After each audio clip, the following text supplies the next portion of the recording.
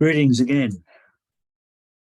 I found this quote today, and I think it's quite a good one because it lets us understand that every person is unique and our contribution to being human is unique. So what we find in life and the meaning we find is our own. But it's a bit more than that. You know, most of us don't need psychotherapy. Viktor Frankl, as a psychiatrist, often said that what we should be studying is the ordinary person in the street who somehow instinctively knows how to recover, where to move on.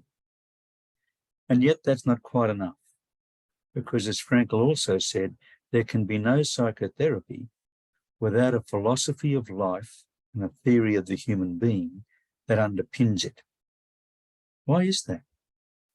Because that's what we bring to everything, our sincere belief about what life is and what the human being is. And yet, although we bring it to our family, to our friends, to our workplace, we often don't articulate what it is. I'm just going to share something else with you for a moment.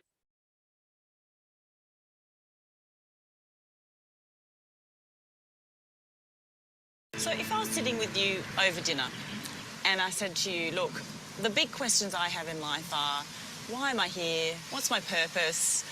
You know, why do good things happen to bad people and bad things happen to good people? All these kinds of questions. How would you answer that for me? I wouldn't, because I don't think that you can look to somebody else for those kinds of answers. I don't think you can look out to the environment or the universe for those kinds of answers. The fact of the matter is, you are a collection of particles governed by the laws of physics, and that's all that you are. Wow.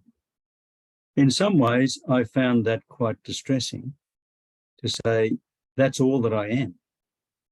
And yet he's not actually saying that. Somewhere hidden behind his message is, you can do something. There is a you in there somewhere.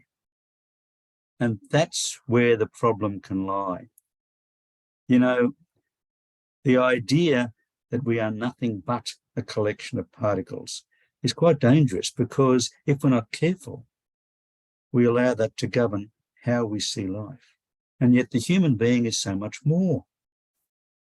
The droughts in Africa, the earthquakes in Turkey, the disaster that took place with my neighbour whose house was burned.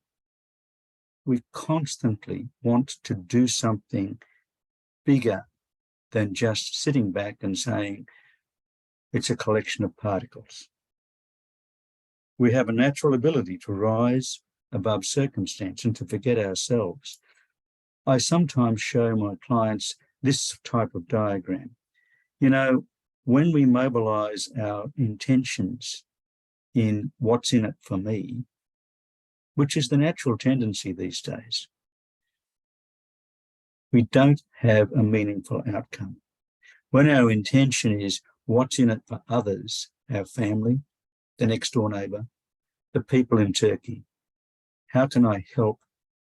Yes, then we do something important, which in logotherapy terms we call self-transcendence. And so I agree, a truly human psychotherapy celebrates uniqueness and celebrates each human individual. But more than that, we need, beyond that, a belief about the human person and what they are, and the fact that they can self-transcend. That's logotherapy. Thank you for listening.